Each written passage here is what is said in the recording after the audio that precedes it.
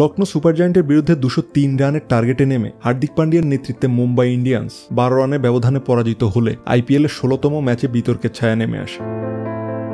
লখনৌর ইনিংসে Mitchell Marsh জীবনদান পেয়ে 27 বলে 60 রানে এক বিস্ফোরক ইনিংস খেলে এবং মাকরামের 38 বলে 53 রানের ভিত্তিতে 8 উইকেটে 203 রানের স্কোর করে লখনৌ সুপার জায়ান্ট।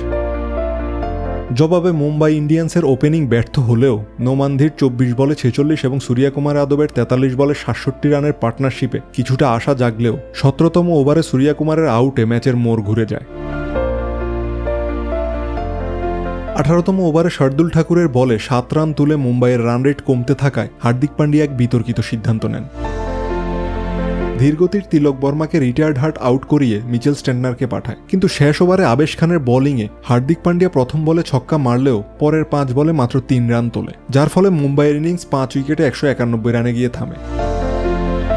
প্রশ্ন ওঠে, তিলককে আউট করলেও হার্দিক নিজে কেন ব্যর্থ হলেন? রোহিত শর্মার অনুপস্থিতিতে ক্যাপ্টেন হিসাবে হার্দিকের টস জয় ও ফিল্ডিং বাছাই, বিঘ্নেশ পুতুরের সফল বোলিং এবং নিজের 5 উইকেট শিকার সত্ত্বেও ব্যাটিং অর্ডারে বিতর্কিত হস্তক্ষেপ ম্যাচের টার্নিং পয়েন্ট হয়ে দাঁড়ায়।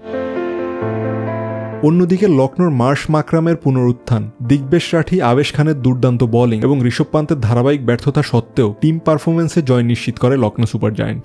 মুম্বাইয়ের ব্যাটিং অদক্ষতা ও নেতৃত্বগত দ্বিধায় এই পরাজয় আইপিএল টেবিলে তাদের অবস্থান আরও জটিল করে তুলেছে।